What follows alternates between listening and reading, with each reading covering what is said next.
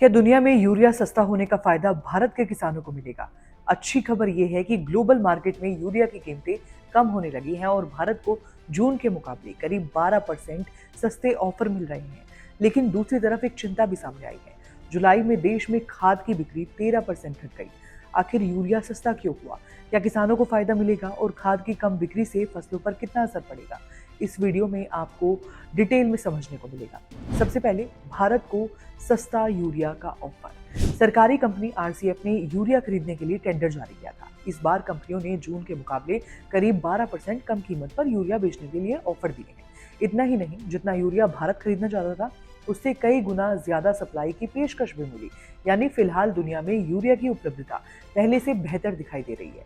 अब बात करते हैं कीमतें क्यों घटी।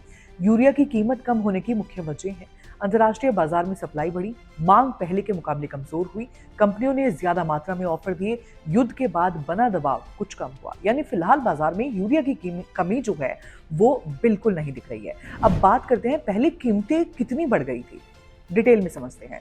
कुछ महीने पहले हालात बिल्कुल अलग थे। अप्रैल में भारत को यूरिया खरीदने के लिए करीब 91,500 रुपए प्रति टन तक भुगतान करना पड़ता था। इसकी बड़ी वजह पश्चिम एशिया में तनाव और सप्लाई में रुकावट थी। अब हालात कुछ बेहतर हुए हैं, इसलिए कीमतों में गिरावट देखने को मिल रही है। अब बात करते हैं फिर भी चिंता क्यों बनी हुई है। देखिए, हालांकि कीमतें घटी हैं, लेकिन पूरी तरह राहत कहना भी जल्दबाजी होगी, क्योंकि वैश्विक स्तर पर हालात पूरी तरह सामान्य नहीं हुए हैं। कुछ अहम समुद्री रास्तों पर आवाजाही अब भी पहले जैसी नहीं है और कई देशों के बीच तनाव बना हुआ है। अगर हालात फिर बिगड़ते हैं तो कीमतों में दोबारा बढ़ोतरी हो सकती है। अब बात करते हैं जुलाई में खाद की बिक्री घटी, जो चिंता की बात है। देखिए, जुलाई 2026 में कुल खाद बिक्री 13% घटी, यूरिया बिक्री 9% कम, डीएपी बिक्री 1.4% कम, एमओपी बिक्री 21% कम, कॉम्प्लेक्स खाद बिक्री 29% कम। यानी किसानों ने पिछले साल की तुलना में कम खाद खरीदी। अब बात करते हैं इसका किसानों पर क्या असर होगा। अगर फसल को जरूरत के मुताबिक पोषक तत्व नहीं मिलते तो उसकी बढ़वार और पैदावार दोनों इफेक्ट हो सकती है। हालांकि हर खेत की स्थिति अलग होती है, इसलिए सिर्फ खाद कम खरीदने से हर जगह उत्पादन घटेगा ऐसा तो तय नहीं है। लेकिन एक्सपर्ट मानते हैं कि लगातार कम इस्तेमाल होने पर कुछ फसलों की पैदावार इफेक्ट हो सकती है। एक उदाहरण से समझते हैं तो आपको बेहतर समझने को मिलेगा।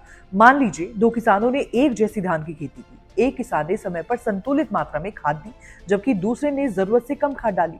अगर बाकी परिस्थितियां समान हो तो पहले किसान की फसल बेहतर बढ़ सकती है और उत्पादन भी मिल सकता है।